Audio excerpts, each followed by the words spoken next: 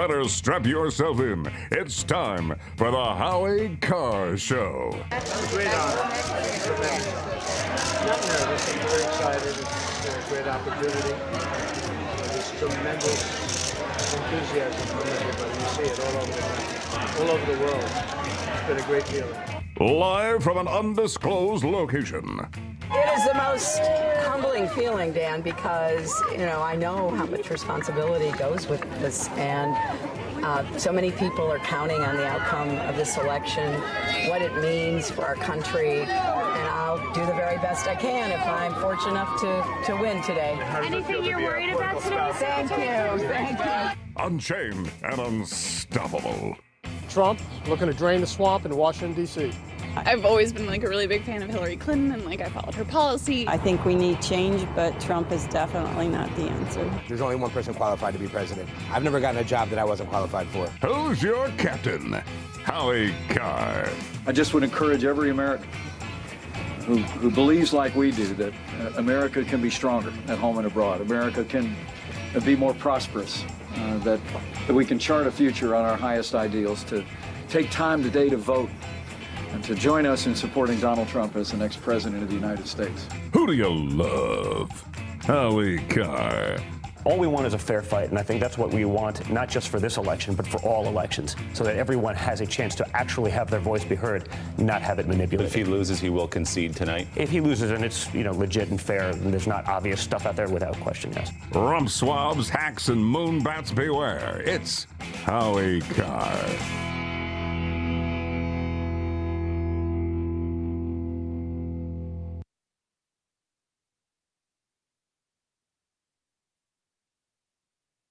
1-844-500-4242. It's election day. If you haven't voted yet, please be sure to get out and vote before the polls close wherever you are.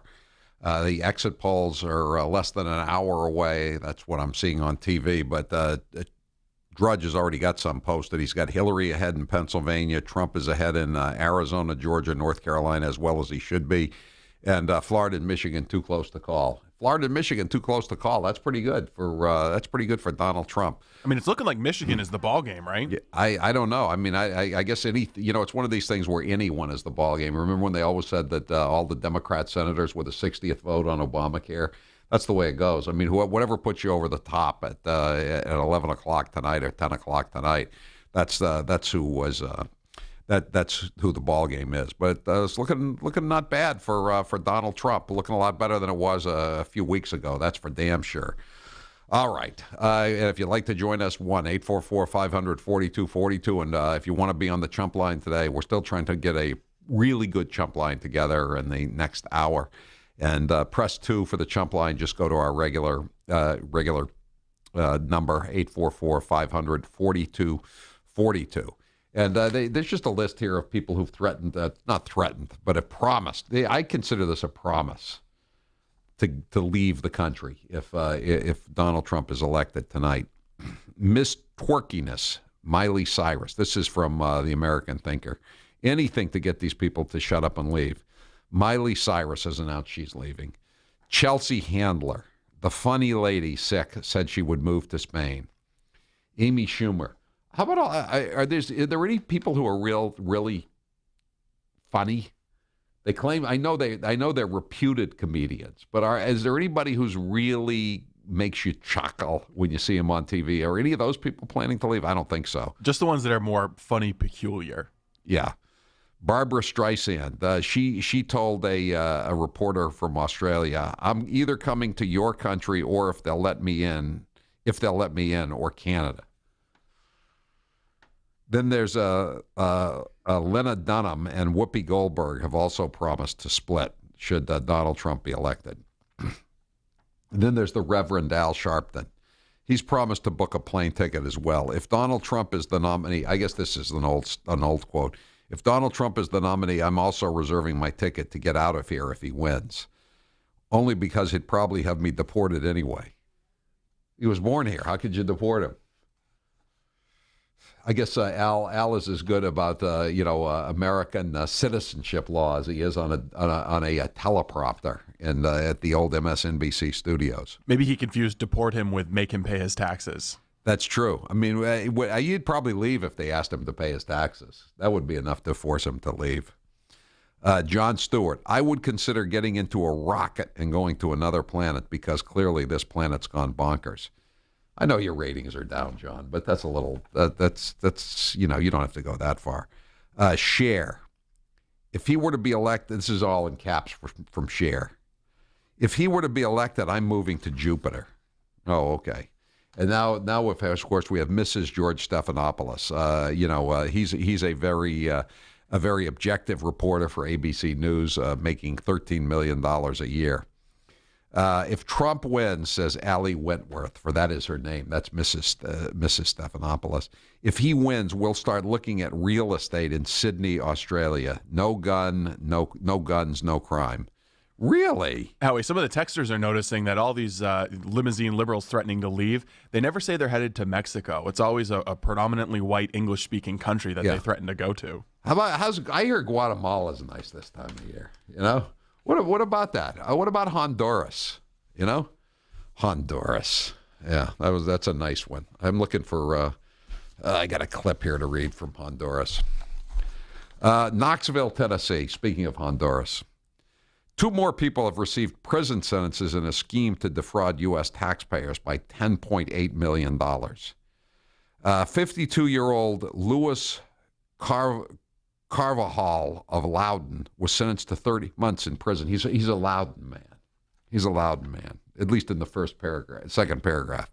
Was sentenced to 30 months in prison for conspiring to submit false tax returns and commit money laundering. False tax return. I don't suppose this could be some kind of grift involving the earned income tax credit, could it?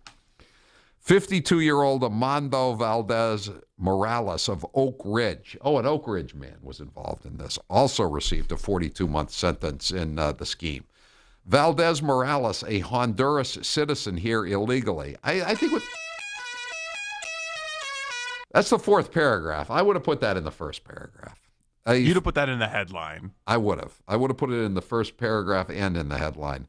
Also pleaded guilty to illegal entry by a previously deported felon. Once he's released from prison, he'll be subject to deportation. But if Hillary's elected today, he'll be welcomed back to the American society. A news release says the scheme involved using fake ID documents to get refundable tax credits. Again, stop me if you've heard this one before, resulting in a $10.8 million stolen from U.S. taxpayers. Carvajal faces about an $8 million fine. Valdez Morales was fined $2.5 million. I believe we're going to get a lot of that money back too. A lot of that money is going to get back. Here's some new numbers coming in here. Hillary ahead in Pennsylvania. Trump is now ahead in Arizona, Georgia, Ohio, Iowa, and NC. That's very good. Colorado showdown, Florida showdown, Michigan showdown, Nevada showdown.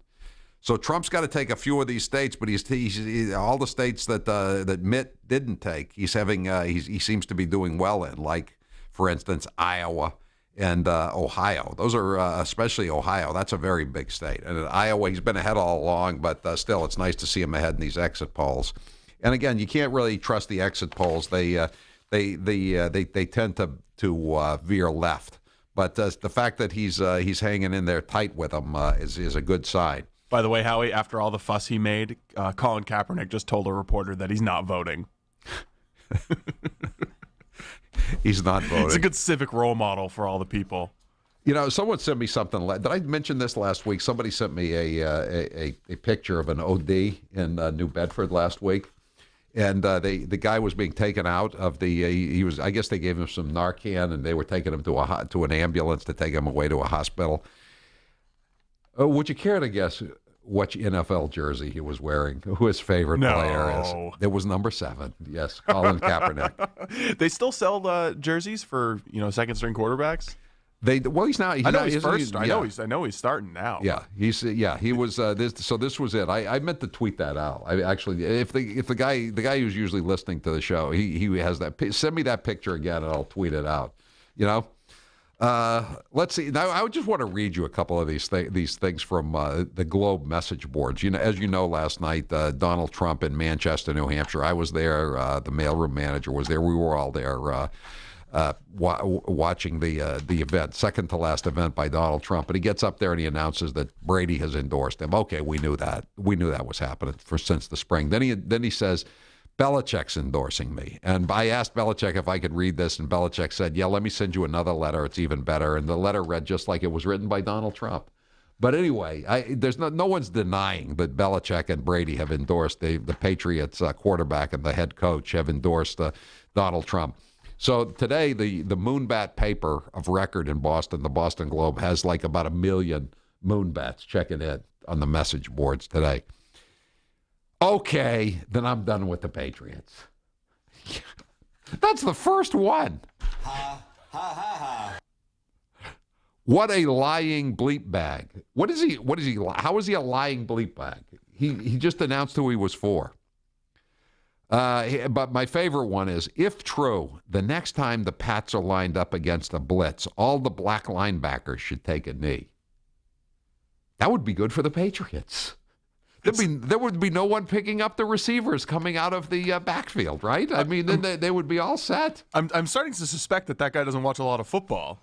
No, I suspect that as well. If this is true, he can kill my Sunday afternoons for a long time. That makes all the... again, what about when Big Pappy announced he was for Hillary? What about when LeBron James announced he was for Hillary? Did that ruin anybody's baseball or NBA? This whole phenomenon is pretty much exclusive to Moonbats. Like, no one cares that LeBron James is out for Hillary. They're still going to watch him play basketball. Right, exactly. How about this one? If this is true, my Brady crush is over. That's in all caps, over. TB12, if this is true, I'm ready to thank you for your amazing football career and 4 Super Bowl wins and move on to Jacoby Brissett. What about Garoppolo? Or does he get the bum's rush because he's the second string quarterback, Does he get the bum's rush because he's a white guy? I guess he does. In Globe world, if you're a white guy, it doesn't really count. Brady was an idiot avoiding the topic. Wait a second. The guy doesn't even know what he's right. For avoiding the topic? And now his close friend Donald has thrown him under the bus. He put the hat in the locker. How did Donald Trump throw him under the bus? Cheaters stick together and fall apart. Oh, now he's a cheater. Now, this guy didn't believe in Deflategate until Brady officially endorsed Trump, and now he's a cheater. 1-844-500-4242. That is the toll-free number of the Howie Carr Show. We'll be right back with your calls and comments in just a moment. I'm Howie Carr. That's right, Howie Carr.